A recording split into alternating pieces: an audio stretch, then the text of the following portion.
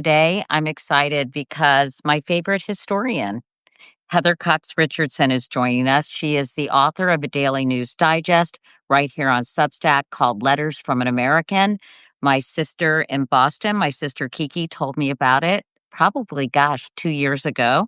And it's developed a cult like following. I'm a proud member of the Heather Cox Richardson cult. We spoke back in February. A lot has happened back then. My daughter is FaceTiming me. Ellie, I'm on Substack Live. Don't you know that?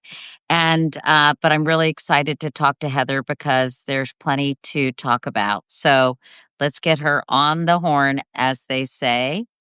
And she's in Maine, I'm sure. And we're going to be talking about Russia and Ukraine. We're going to be talking about redistricting. Boy, there's a lot to talk about. Hi, Heather.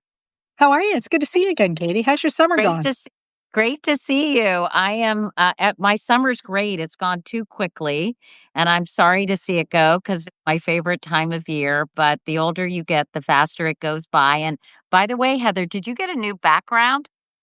There's such a long story here. Yes, I did. I Hey, like it. did you get to play with some grandchildren this summer? I did. I have one grandson who's 16 months old. His name is Jay, after Ellie's dad and my late husband.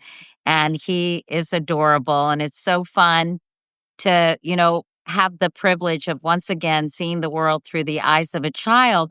But I think the most exciting thing is to watch your child become an incredible parent. And that's given me a tremendous amount of joy and made me feel like maybe I did something right when it came to raising my kids. Oh, that's so nice. And the baby's just a little bit away from being able to be read to. And as my mother always said, there's nothing in the world more wonderful than reading to a child. Well, Heather, I have to tell you, they've been reading to him ever since he was like 3 months old. So he loves books and he loves pointing at pictures. And, it's such an important time in the development and brain development when you're so small. They talk to him, they read to him. And, it makes me think about how important that is and how children who don't have that constant communication often left behind because they don't develop vocabulary. And that's why it's so important to talk to a child and read to a child and give people who are less fortunate kind of help in communicating with their children so their kids can keep up. Music is also important. I totally agree. I tell Ellie to keep playing music, and I play the piano for Jay, which is really fun too. So Oh, that's anyway, great. enough That's great. about me and my grandson. I'm so sorry to probably bore everyone. But Heather, my God, the news. How do you keep up with it all, Heather? And how has your summer been, by the way?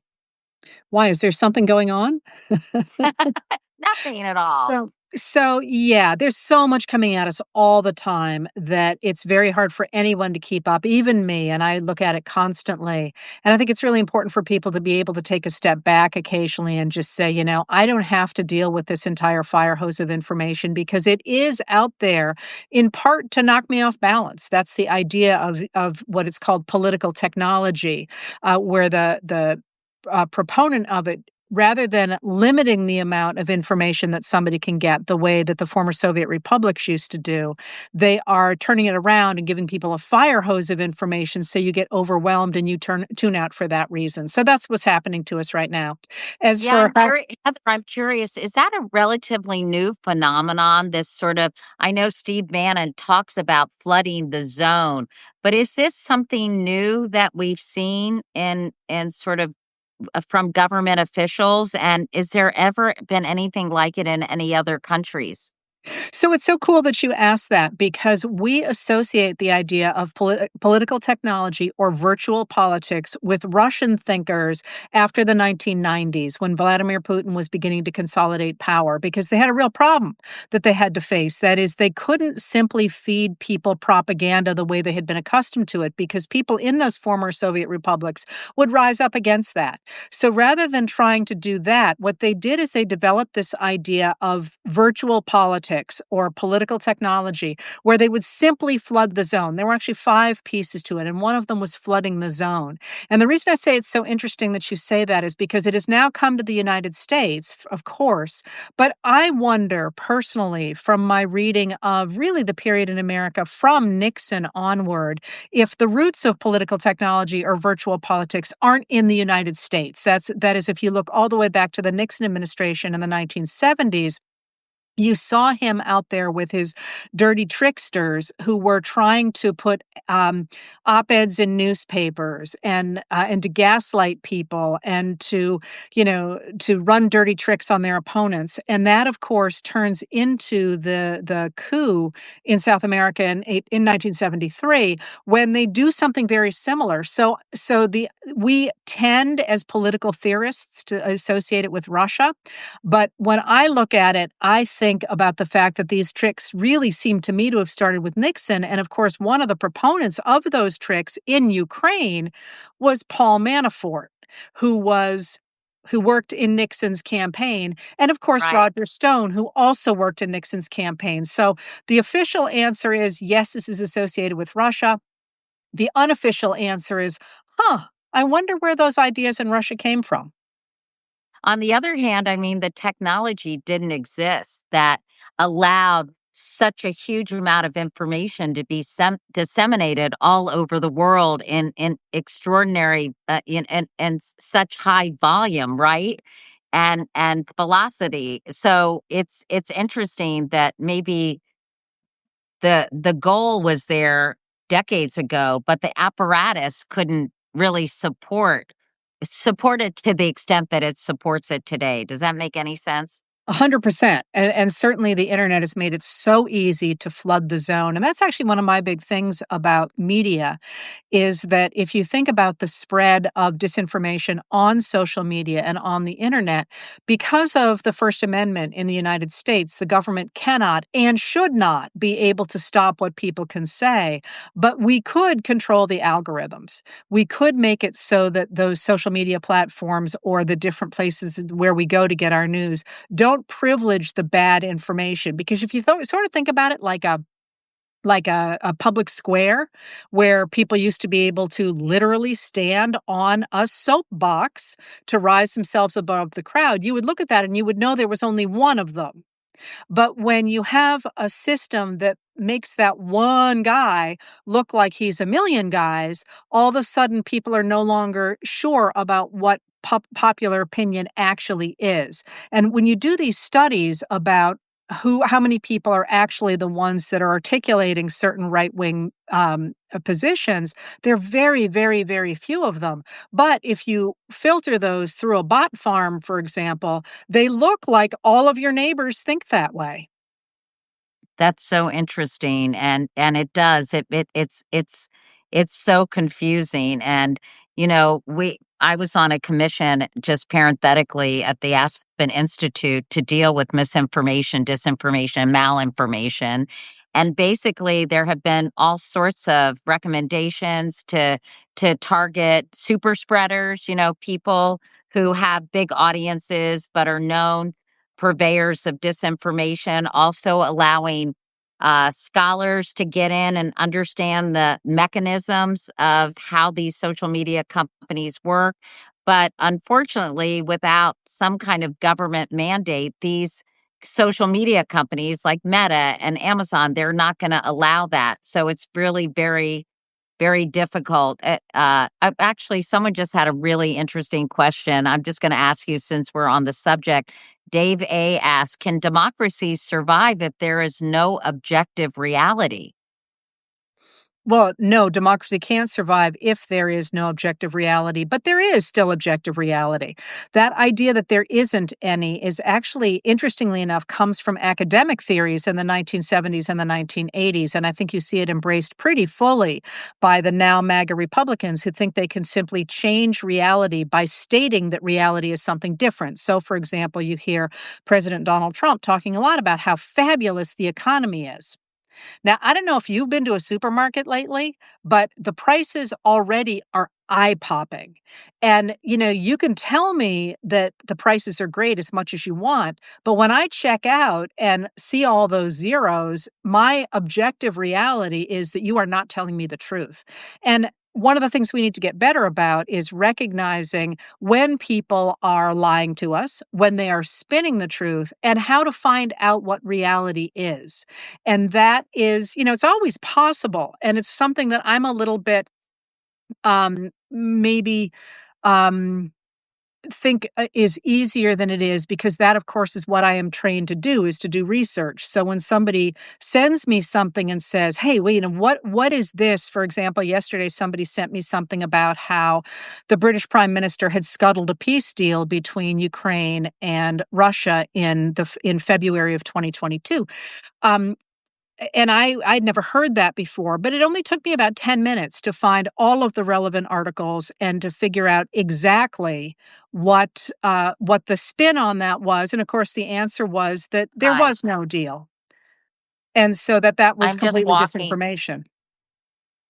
I apologize, everyone. I'm walking to a different part. I'm at a friend's house and the Wi-Fi sort of stinks here. Um, but anyway, but Heather, Where I want to, we've got we have a bunch of new stuff to cover. So I just wanted to go over some of the stuff that's happened this week. I mean, I could talk to you forever, but I know I only have 45 minutes. So let me ask you about, is that better Wi-Fi? I hope. Anyway, sorry, everyone. Looked good to Um, me. Okay, good. So let's talk about this week or recent events in foreign policy. Ukrainian President Zelensky at the White House, flanked by European leaders for support following the meeting in Alaska between Donald Trump and Vladimir Putin. I'd love your take on the historical nature of these meetings. To say they were unusual, I imagine, is an understatement. I'm curious what you thought, and especially given your perspective of covering these huge important events. I think about everything that you have studied and written about through the years. I can't think of all the different ones that, following World War II or various important, pivotal meetings with world leaders. So, how did it strike you when you watched this meeting unfold? So there are a bunch of ways to think about what happened in the last about 10 days now. And Heather, remember, I've got you. I mean, you're in and out. I don't know if people are seeing me. I froze. Yeah, well, don't worry about it, Katie, because the film does catch up. Um, Okay. so there are a number of ways to think about it. Remember that the idea of this sudden meeting between Trump and Russian President Vladimir Putin came after Trump had threatened to place extreme sanctions on Russia on August 8th.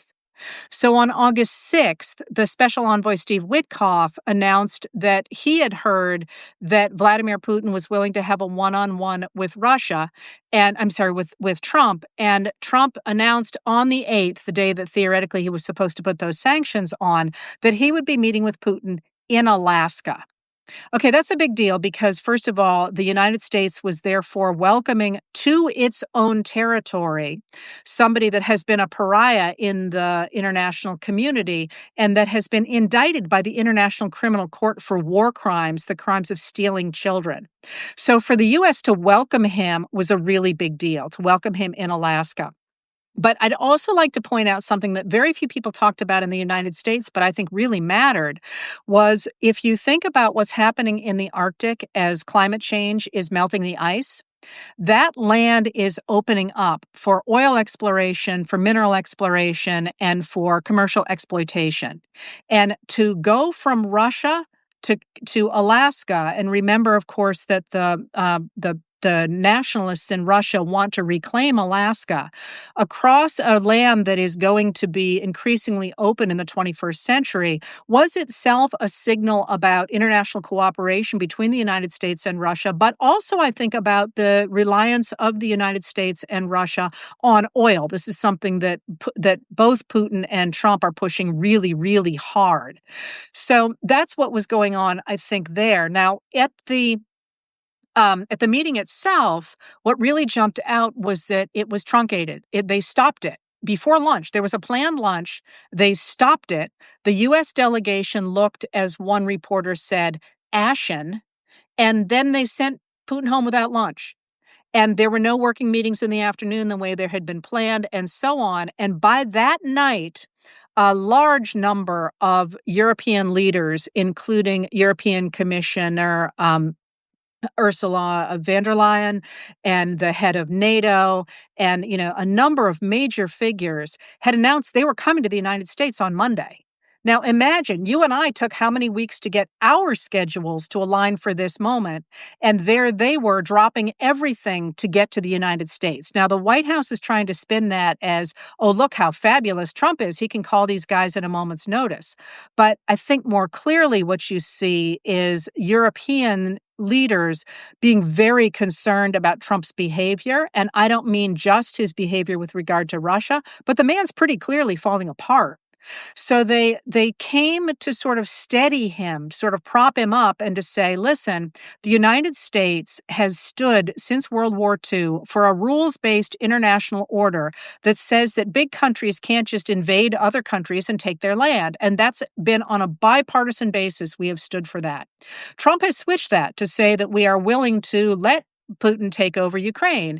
And that has implications, of course, for Taiwan and for small countries all over the world. So to have those people show up in the White House and say, "Listen, we gotta anchor you again here in what the United States traditionally does," was a really interesting moment because I think it both showed that Europe is not going to cave if the US peels off, but also that they're very concerned about his mental health, as I think they should be. So in the what's going on over that particular issue, I think is much more about the larger picture of the world and about American domestic politics. Russia has already said it wants no part of a bilateral meeting with Zelensky, which is theoretically what Trump came out of it with.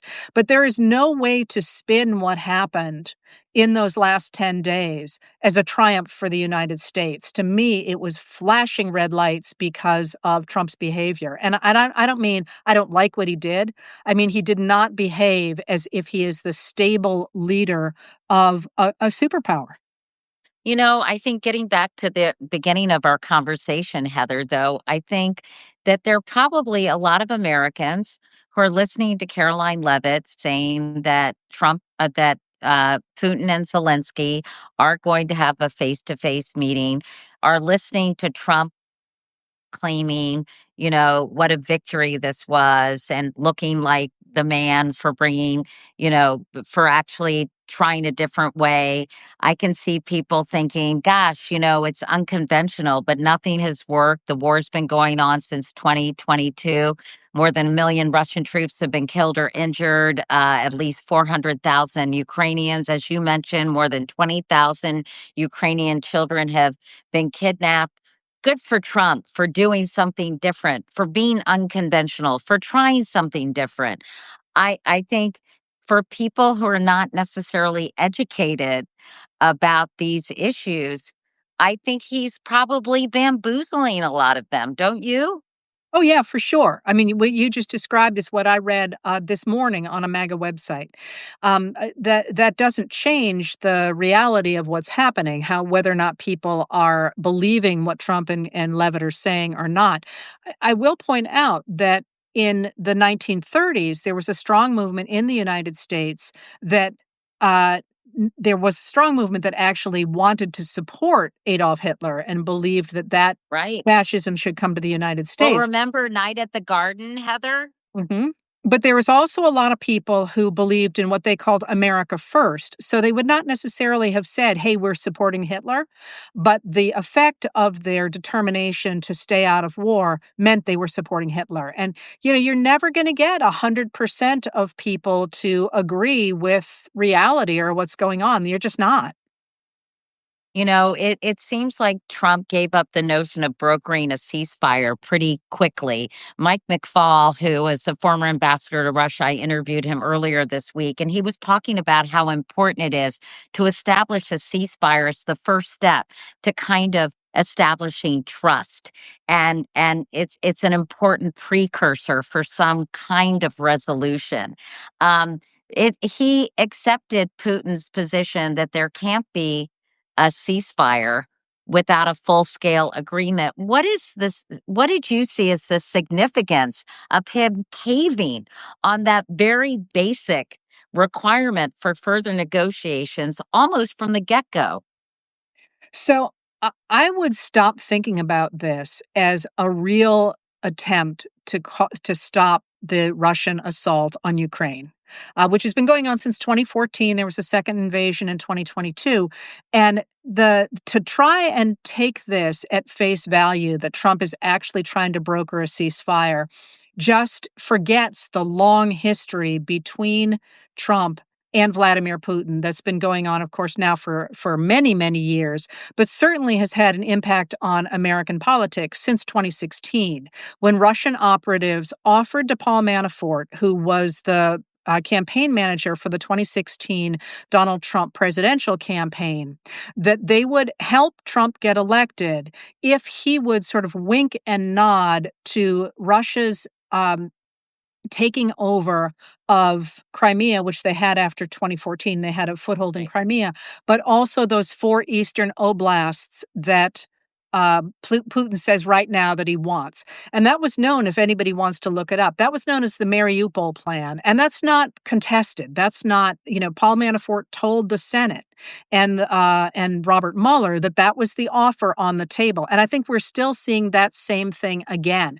So the idea here that once when it's popping up its head again, that this is really an attempt to broker a ceasefire. I just think you have to stop taking the MAGA Republicans at face value when they say things like that. And as I say, the other piece of this that I think we are underplaying is the relationship between Donald Trump, Vladimir Putin, and oil, because that idea of returning America and the world to fossil fuels, which has been a major part of Trump's second term, is a real mistake. That you have to remember that that's in the mix as well. And both of those things rank significantly higher than saving Russian lives, which, by the way, could be saved today if Vladimir Putin withdrew to his borders. The idea that somehow this is an honest attempt to broker between these countries when one is very obviously the aggressor, I just don't take that at face value.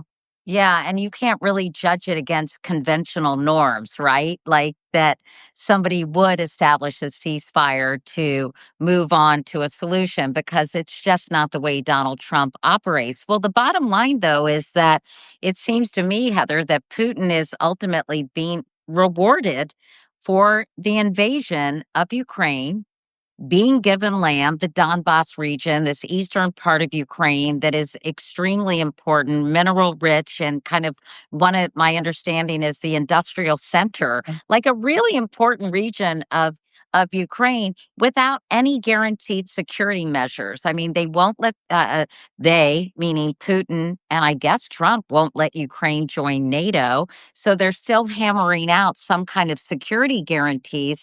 I mean, that strike me as you know the, pretty lame, essentially, security measures. I mean, and nothing that will truly guarantee, as far as I can tell, that Russia doesn't get the bug to invade Ukraine again or other surrounding nations, right? So what are the dangers of rewarding Putin and inadequate security guarantees? Well, remember, first of all, that Russia gave Ukraine security guarantees, and so did the United Kingdom and so did the United States in 1994 with the Budapest Memorandum. And that was the idea that if Ukraine gave up its nuclear weapons, it had about the third highest arsenal of any country in the world. If they gave those up, that Russia, the UK, and the US would guarantee that they would not attack Ukrainian sovereignty either militarily or economically. So those agreements were already there, and Russia, of course, had violated them in 2014 and then again in 2022. So the idea that somehow there's going to be a guarantee that anybody would trust is already problematic. But then if you think about what you just said, the idea that Putin has suggested that he would be more than willing to invade some of the other former Soviet republics, it is worth remembering that if indeed he is allowed to break the rules-based international order, to take over those very valuable eastern oblasts, then basically we as the world have said, oh yeah, okay, it's okay if you're strong enough to get away with it. Now, the thing in here that I think is still important to have on the table, though, is that at the end of the day, this is not the decision of the United States and Russia without Ukraine. Ukraine has a say in this. It's their country, and they've been fighting an extraordinarily effective war. And one of the reasons I think that Putin is so desperate for a deal now is, first of all, because his economy is in the toilet. Second of all, because his people are dying at a very high rate. Estimates from from the UK's intelligence committee suggest he's going to need to lose another 2 million people to take the land that he is claiming right now he should get as a gift. That's going to be a hard sell even in Russia. But also, one of the interesting things that you can see with Ukraine is that it is developing a new kind of military prowess through technology. These drones are enabling it to have reach far beyond what it had in 2022. And they're actually changing the face of warfare, which is fascinating to somebody who studies the military through history. But as Ukraine gets better at that, and as Europeans and other allies step up to help Ukraine, it's not going to go well for Russia. So, this idea somehow that he's doing the Trump a favor by backing off, no, what he really wants to do is buy some time to rebuild his own military. Because remember, because of the sanctions that went into place under Biden, he can't get the pieces to repair his planes, for example, or to repair some of the hardware that he needs to keep this war going. And if you lifted those sanctions, especially the ones on aircraft, he would be able to do that. So, I think there's a lot of things in play, but right now, in many ways, it doesn't feel, for what that's worth, to me, like Trump is the one calling the shots here. I think And it Putin needs a deal really quickly, wants Trump to get it for him. And if he doesn't, Europe and Ukraine and allies are going to have a lot to say about it. Well, I was gonna say, it sounds to me like you're saying that Zelensky really has the upper hand here. And with the support of Europe, do you think that he can stay strong and not give up this Donbass region and not make concessions to Putin that will potentially hurt him in the long run and hurt the country? First of all, Ukraine's in trouble. I mean, it's being attacked by a larger power that is indiscriminately bombing civilian areas, which is, I would not go so far as to say he's got the upper hand. I would not say that this is going to be the romp that Russia is trying to portray it as. Remember, it was intending to take the whole country or that region in 3 days, and here we are 3 years later. But when I say that Ukraine gets to have a say in it, of course, it is Ukraine that is at the heart of this. Also, though, the Ukrainian constitution says they can't give up land. So, Zelensky's got to stand on that. I'm not a predictor of the future at all. And I would not take a bet on how this is going to come out. But I don't think that this last 10 days at the White House and in Alaska are really about what's in front of us in this moment. I think there's a much larger game afoot. And one of the things that's interesting to me is that it certainly looked to me as if Putin has been trying since 2016 to drive a wedge between the United States and Europe and between the United States and NATO, with the idea that if you pulled the US out of those organizations, or out of those alliances, the alliances would collapse. And in fact, what has happened that's not what's happened.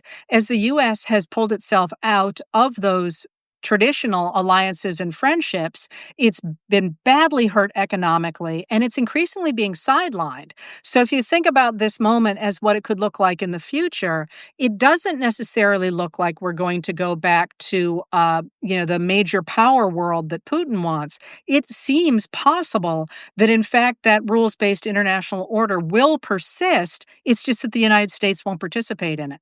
And we will be the poorer for that if that's the way we go. I just to wrap up the Ukraine Russia portion of our conversation, I have to ask you about this hot mic incident that happened at Monday's gathering when Donald Trump was talking to President Macron of France after his meeting with Putin. He said, "quote I think he wants to make a deal for me. You understand? As crazy as it sounds." What? Katie, the man is cuckoo for Cocoa Puffs. He really is. And that to me is, I mean, everybody's like, "Oh, he's a." The ego knows no bounds. No, the ego has never known any bounds, but the ego used to be anchored at least in a brain that could finish a sentence, and it's not there anymore. I promise you. I watch this man a lot, and I'm not a doctor. I'm telling you, if he were in my family, we would be looking at care. And so, you hear the hot. I mean, you hear a hot mic like that. What do you make of it? I just think he thinks that everyone wants to do everything for him because they love him and they want to please him. And, I mean, it's just sort of it's all so egocentric and self-aggrandizing, it's just so part of his his psychological makeup, right? Everything is for him personally. And whether it's figuring out a solution to a terrible conflict or whatever it is, everyone wants to please Trump, right? Yeah, that has been a hallmark of him forever, but now it's delusional. I mean, I don't Yeah. think a 1980s Trump would have thought that one of the major wars taking place in the world right now would end because somebody liked him. I just don't think he would have thought that way. I mean, he certainly believed that the world revolved around him, but that's just um, that's not even vaguely rational thinking. Well, let's switch gears because I do want to ask you about a few other things, Heather. And you're so damn smart. I just can't get over how smart you are. But listen, let's talk about the Texas redistricting saga. You described this situation in Texas as a whole factory of red flags on the road to authoritarianism. I've been covering this. I've been talking to James Tallarico, the youngest representative in Texas, who I find incredibly impressive. Um, why do you find the events in Texas particularly alarming? I mean, that's kind of a Captain Obvious question, but why don't you explain? Well, so rather than going into the Captain Obvious place, it is worth remembering that when you think about power and state power, um, it's a big deal when a country starts to say, "Hey, you can't come to our country." That says we're starting to lock down the country. That's a big deal. But when a country says, "And now you can't leave," that's a whole nother thing. And that's, of course, what we just saw in Texas. So, what we're seeing down there is the fact that Trump is seemingly aware, and MAGA Republicans appear to be aware of the fact they are enormously unpopular. And by that, I not only mean that Trump's approval ratings are in dropping down into the mid 30s at this point. They're between 37 and 39% in the last week. We haven't seen this week's yet of people who approve of the way he is handling his job. But he's also underwater. That is, more people disapprove than approve of the way he's handling every single one of his major issues. And the real pain of the tariffs and of the deportations has not yet happened. So, one of the things you saw yesterday, if you were watching Arkansas, was the fact that the governor of Arkansas, um, Huckabee Sanders, what's her first name? Sarah, Sarah Huckabee Sarah, Sanders has said she's totally against the fact that the healthcare providers in Arkansas have asked for a hike in their premiums of, I believe it was 34%, because she said this is just outrageous. Well, why are they doing that? They're doing that because of the budget reconciliation bill that the Republicans passed on July 3rd and Trump signed into law on July 4th that got rid of a tax credit that enabled people who were fairly low income. They had to make between 100% and 400% of the federal poverty guidelines to be able to purchase insurance on the ACA markets. You get rid of that, many of those people will not be able to afford to buy insurance. And what that means is the healthiest will get out of the game. They will stop having health insurance. And that means that everybody who's left over is going to have to pay more. So the reason I just went into detail on that is because the cost of that budget reconciliation bill and of the cuts to the different agencies in the country, federal agencies, and of the deportations, which are probably at least partly behind the fact that wholesale vegetable prices went up more than 38% in July, means that that popularity is unlikely to turn around in a hurry.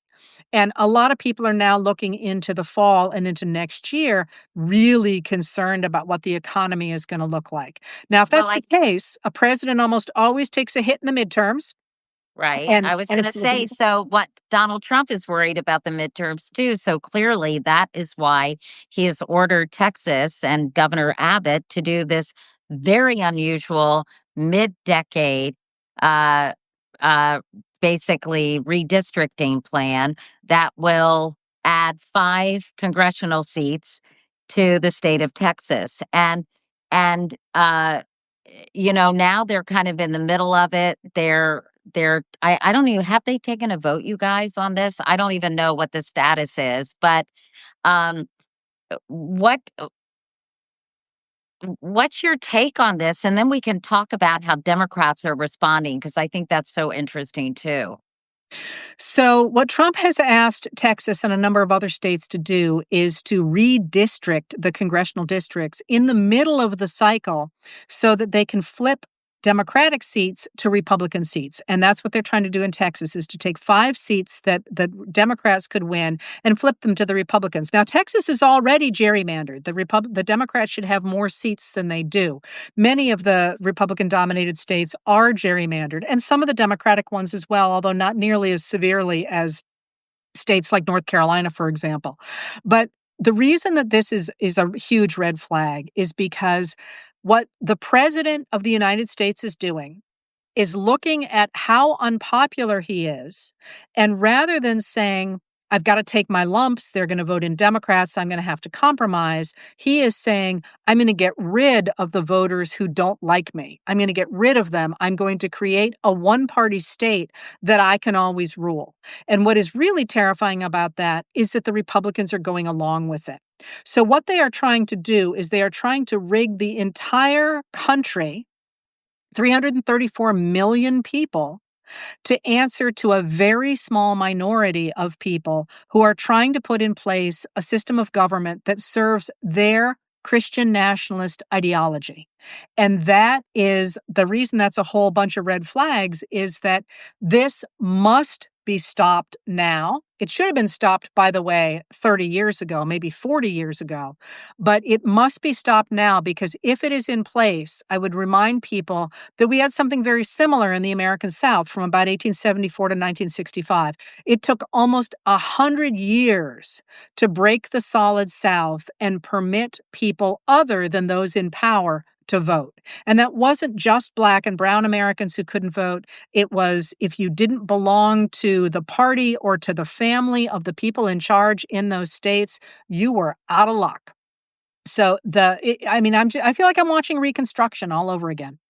Do you think that redistricting is going to happen in many red states that have a Republican legislature, and that this is just the beginning? And then I want to get your reaction to Gavin Newsom and Hochul and and Pritzker saying that they're going to fight fire with fire. But do you see this as the beginning of a great plan that is not going to be limited to just Texas?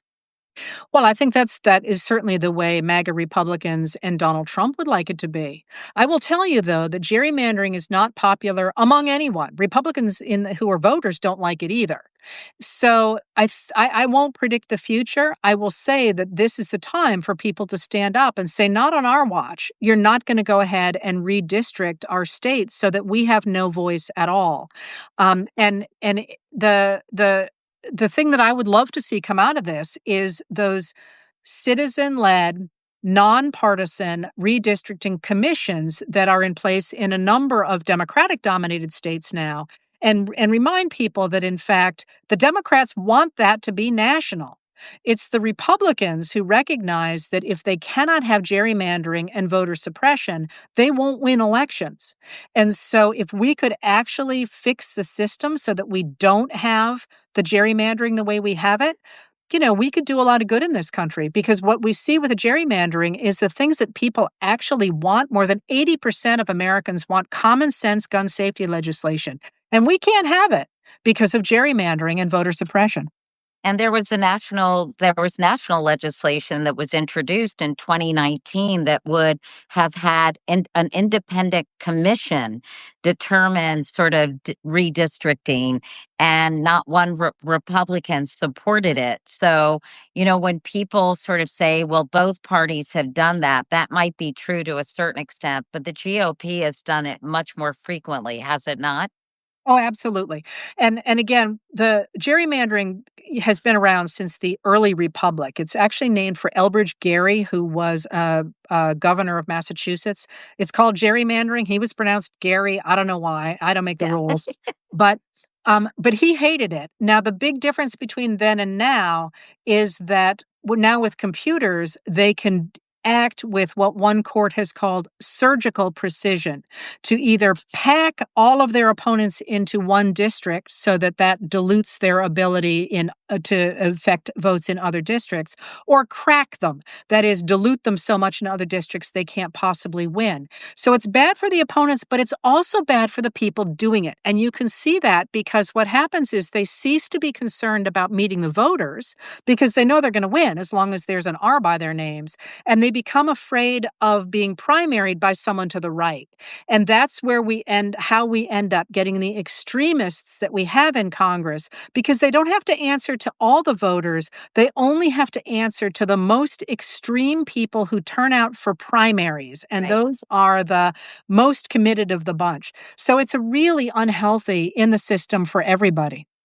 Let me ask you about Gavin Newsom. He recently announced that, and I know you spoke to him recently as well, Heather, but he announced that California will hold a special election on November 4th for voters to weigh in on redistricting their state if Texas redistricts as well. So, um, what do you think of responding this way? This whole idea, well, if your state does it, our state's going to do it too. Do the Democrats have no choice other than to do that? I don't think they do. And I'm an institutionalist. I've always been, until this second term of Trump's, I have always been somebody who said you have to continue to uphold the rules and the norms, or you will lose them altogether. But I think one of the things that has brought me around is the understanding that we have to look at our system as a whole. So the Republicans have been using loopholes and tricks and machinations to rig little places to rig the whole. And I think the Democrats simply have to push back in the same way. And what's interesting about the thing that the Californians are suggesting under California Governor Gavin Newsom is that their system of redistricting to get 5 seats in the hands of the Democrats rather than in the Republicans is that it will only go into effect if the Texans do it first. And it reiterates that that the Californians would like to have a national system of like what you and I just talked about, a nonpartisan commission, civilian position, commissions to create non-gerrymandered districts across the entire country. I actually thought it was really quite smart. Yeah. I want to be mindful of your time. Maybe you'll talk to me again because there's so much I want to discuss with you, including the midterms and what Donald Trump has talked about getting rid of mail-in ballots and voting machines, and I mean, all kinds of crazy shit. Not to mention what's happening with the National Guard in Washington D.C. But before we go, because I do want to you have so much on your plate, and I live for your newsletter, and I want you to have plenty of time to write it. But as a historian, Heather, I have to ask you about the comments that Trump has made about the Smithsonian. He has done many things to kind of, quote, reverse some of the strides that have been made about acknowledging some of the uglier chapters in our nation's history. He is saying that the White House is announcing a comprehensive review of the eight of the Smithsonian museums.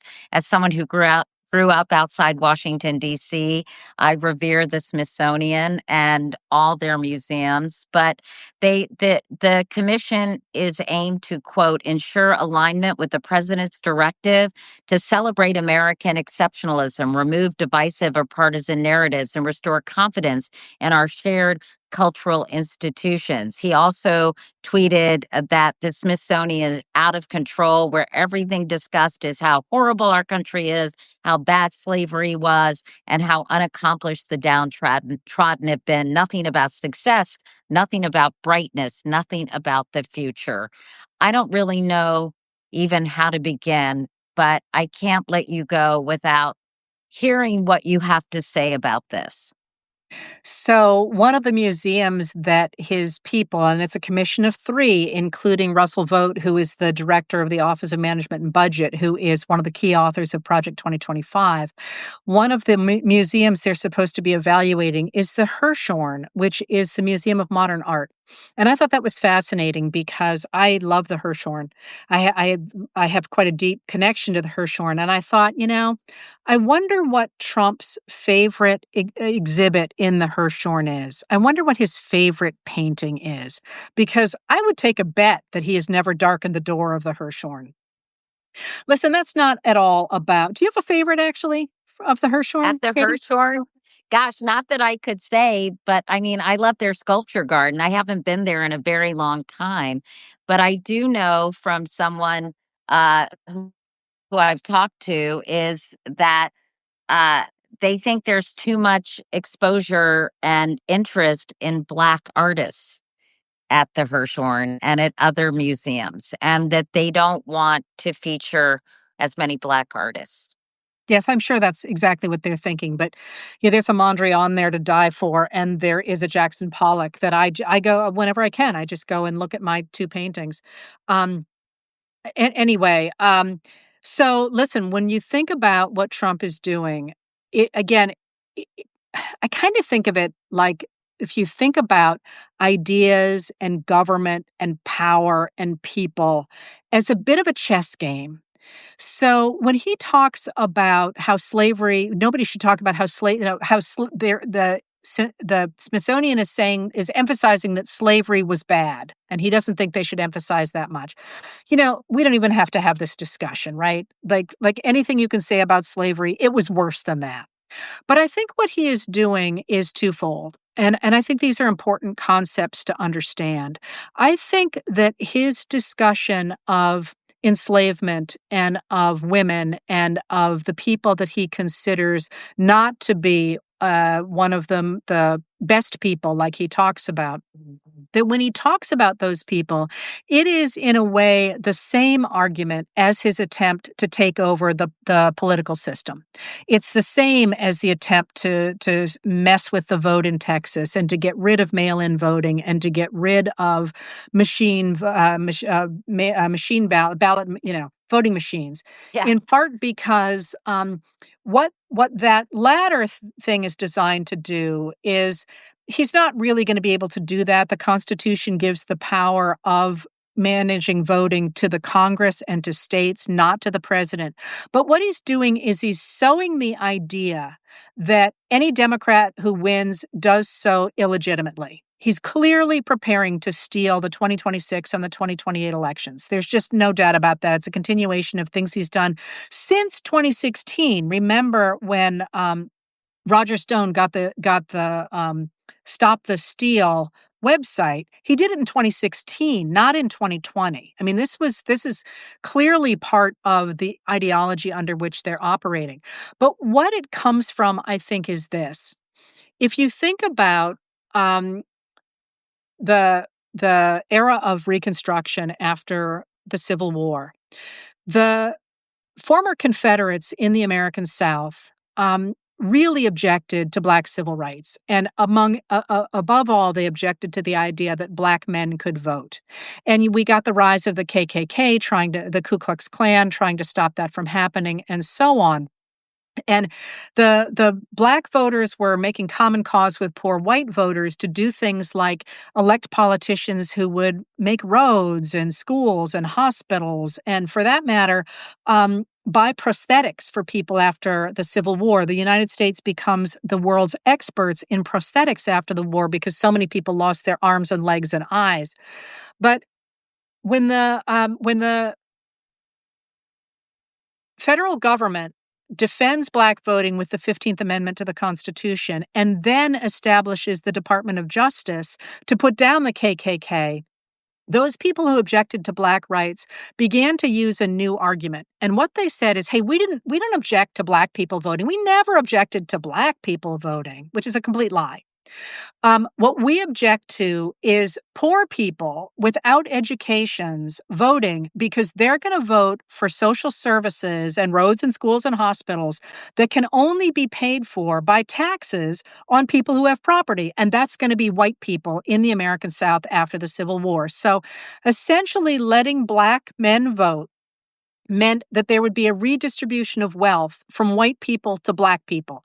And this would be, in their minds, socialism. So they start talking about socialism in 1871 with the idea that if you let people of color vote, and of course, women couldn't vote until 1920, if you let people of color vote, they're going to vote for things that will create socialism, a redistribution of wealth from white people with property to those without.